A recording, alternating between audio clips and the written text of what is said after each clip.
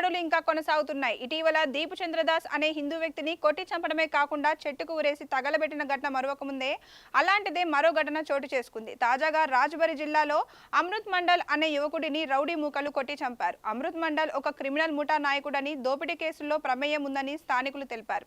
అయితే బంగ్లాదేశ్లో మైనారిటీలైన హిందువులపై వరుసగా దాడులు జరుగుతుండటంతో వారి భద్రతపై ఆందోళనలు రేకెత్తిస్తున్నాయి.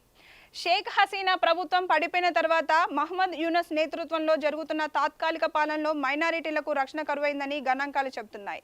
మతపరమైన వివక్షతో దాడులు చేస్తున్న దోషులను యూనస్ కఠినంగా శిక్షించకపోతే అరాచక శక్తులు మరింత రెచ్చిపోయే ప్రమాదం ఉందని హిందూ సంఘాల నాయకులు చెబుతున్నారు.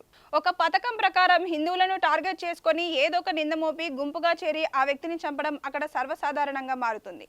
హిందూ సమాజానికి చెందిన వ్యక్తులను భయపెట్టడమే లక్ష్యంగా చేసుకుని దాడులు జరుగుతుండడం వెనుక లోతైన కుట్రలు ఉండవచ్చునని మానవ హక్కుల సంఘాలు అనుమానిస్తున్నాయి. ఈ ఘటనపై మన ప్రధాని మోదీ స్పందించి బంగ్లాదేశ్లో హిందువులకు రక్షణ కలిగే విధంగా యూనస్ సర్కార్తో సంప్రదింపులు జరపాలని హిందూ సంఘాల నాయకులు కోరుతున్నారు. Please subscribe to the channel and download the Politicos app from the links in the description.